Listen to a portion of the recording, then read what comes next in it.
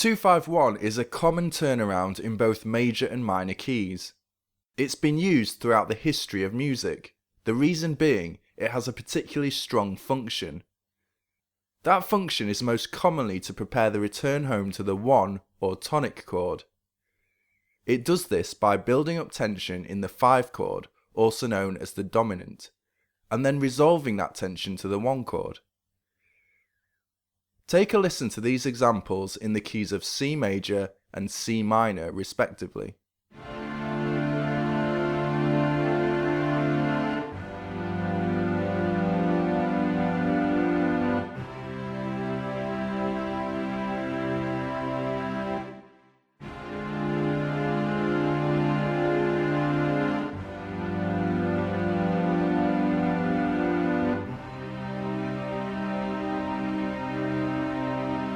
Two-5-1 is a great sequence to jam over when you're learning how to solo through chord changes, as it gets you thinking about this tension resolution dynamic.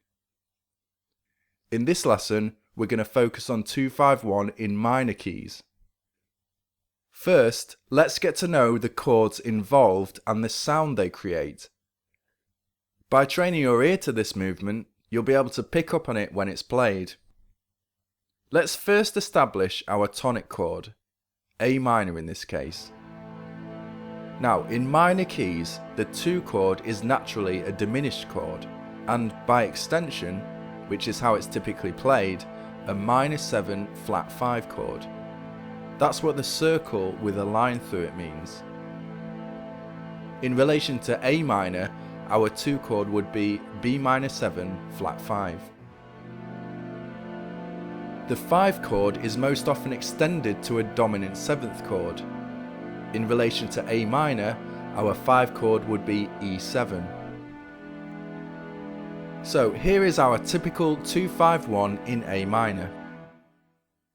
Conveniently, these 3 chords can be played within the same 3 fret radius on the guitar neck. Take a look.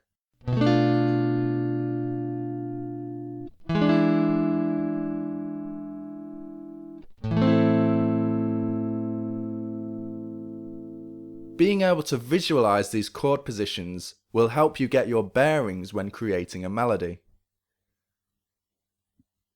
A good general practice when soloing through chord changes is to target the chord tones of each chord. This ensures your melody stays connected to the backing music. To help us visualize this, we can extend the chord shapes to their related arpeggio patterns in the same position. Notice how these patterns contain the chord shapes.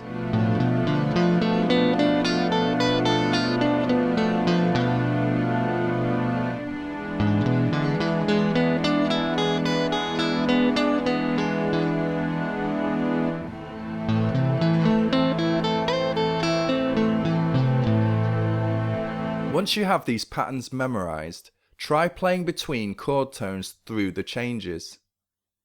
Start with just 1 note per chord. For example,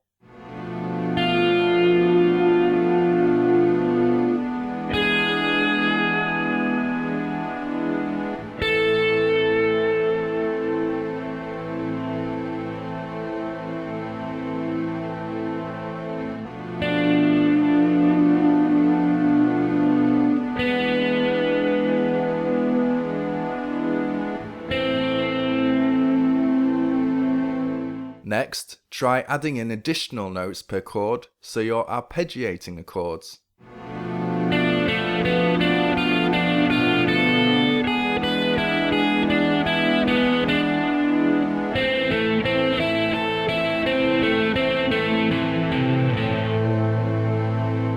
Just from this chord tone exercise, you should be able to create something musically coherent.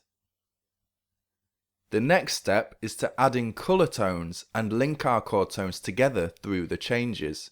Think of it like connect the dots. For most musicians, scales are the easiest way to bring together a bunch of chords into a unified musical statement. In the case of minor 2-5-1, there's conveniently one scale that can be superimposed onto all 3 chords. That scale is harmonic minor. As you can see, every single chord tone in the 2-5-1 sequence exists within harmonic minor, built on the root of its tonic chord, A minor in this case. A straight run of the scale over the sequence confirms its compatibility.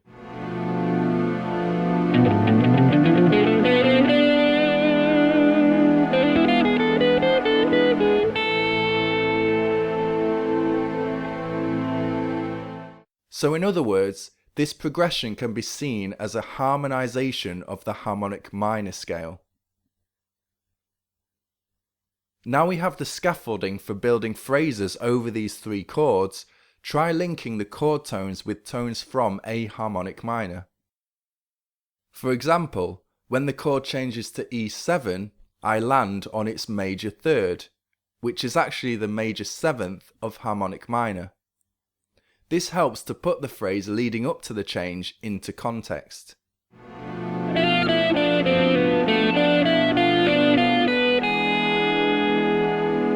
The same is true when I land on the root of A minor as we resolve to the tonic.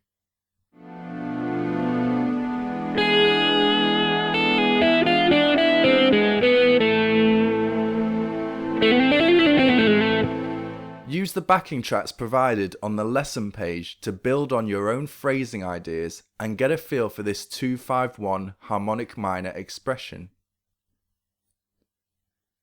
Now let's look at some alternatives. While harmonic minor is a convenient scale to use over the three chords, we're not limited to that scale. Over the 2 chord, for example, instead of harmonic minor, we could play natural minor, which would give us the Locrian scale on its 2nd degree.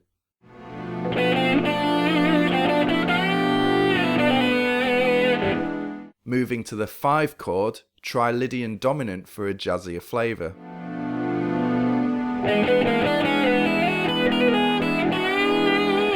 You'll sometimes hear the 5 chord expressed as an augmented 9th dominant chord. This is also known in rock circles as the Hendrix chord. All it means is we place a sharp 9th on the basic dominant 7th shape. When this happens, we should support that chord tone by including it in the scale we use.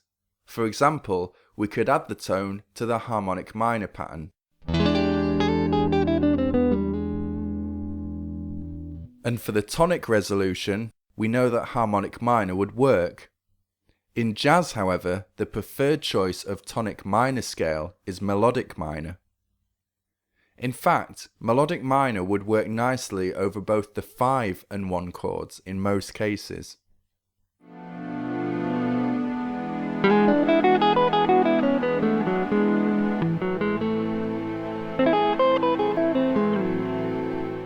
The only difference between harmonic and melodic minor is the 6th. In harmonic minor, the 6th is minor. In melodic minor, the 6th is major. But this gives the 2 scales a completely different sound. If you express that tonic minor chord in the context of melodic minor, you'd get a minor 6th chord.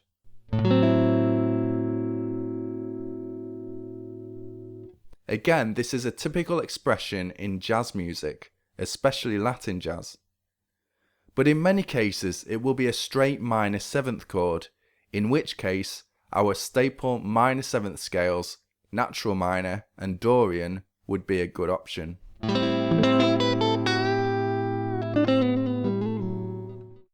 The bottom line is that you don't have to stick with one scale throughout. You can build phrases around different scale combinations for variation. As long as you touch on those chord tones through the changes, you'll create something that supports the music rather than simply moving around it. Visit the lesson page for backing tracks, diagrams, and more supplemental content. Cheers.